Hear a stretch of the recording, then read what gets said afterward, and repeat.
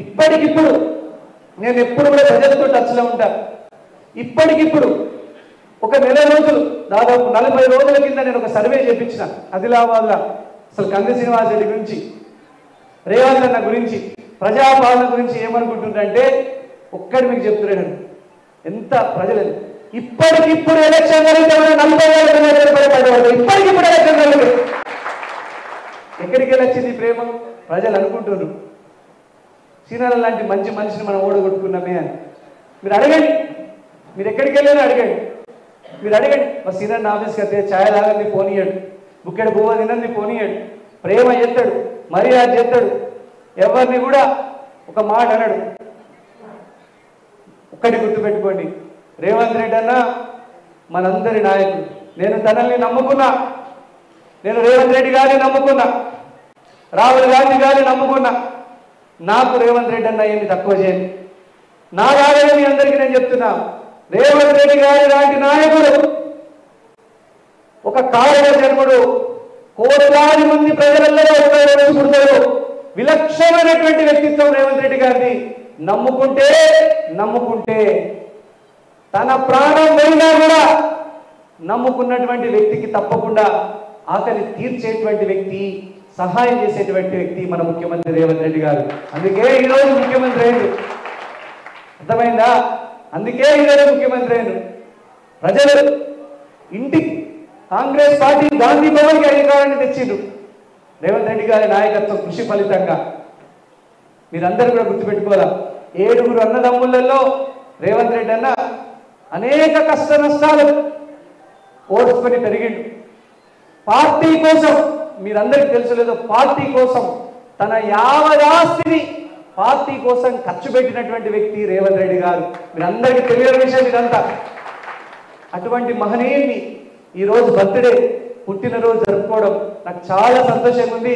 ఆదిలాబాద్ ప్రజలందరి ఆశీర్వాదం. మీరేమీ భయపడాల్సినటువంటి పని లేదు.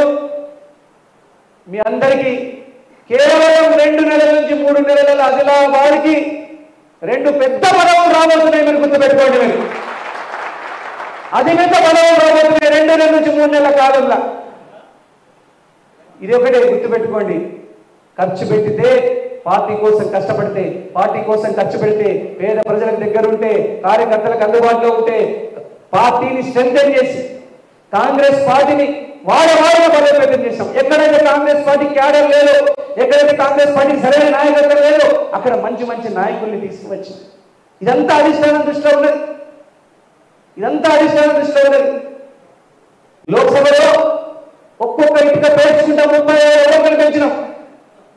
77 సంవత్సరాల చరిత్రలో 77 ఏ పార్టీకి రాలేదు. బీఆర్ఎస్ కానీ కాంగ్రెస్ కానీ మనం సాధించిన ఓట్లే అత్యధిక ఓట్లు. ఈ రోజు మన రేవంత్ రెడ్డి గారి నాయకత్వంలో వచ్చే 10 సంవత్సరాలు, గుర్తుపెట్టుకోండి, వచ్చే 10 సంవత్సరాలు, కాంగ్రెస్ పార్టీకి వచ్చే 20 సంవత్సరాలు ఈ ఆఫీస్లో నేను రెసిడెన్స్ ఉండలేదు. ఎవరైనా నాయకులు రావచ్చు పోవచ్చు.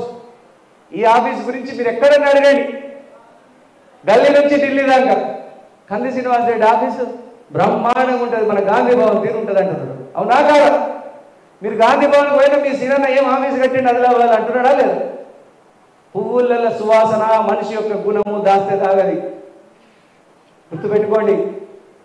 ఈ నుంచి ఆడదాకా రైలు డబ్బా దాకా ఆడ ప్రజల్ని కలిసి ఇక్కడ మీటింగ్లు పెట్టుకోడు, ఆడ అన్నదానం చేసుడు, అటు రక్తదానం చేసుడు, రైలు పట్టాల్లో దాని నుంచి ఇటు దాకా నడుస్తూనే ఉన్నాయి.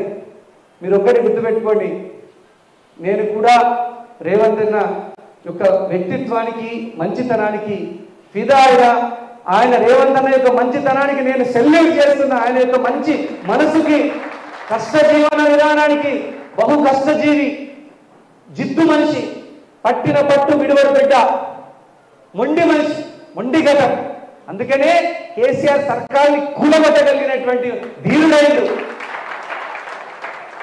అందుకనే మన కార్యకర్తలందరికీ నేను ఎప్పుడు చెప్తా ఉంటా, సక్సెస్ రావాలంటే, విజయం వరించాలంటే రేవంత్ అన్నలాగా జిద్ది ఉండాల, కసి ఉండాలి.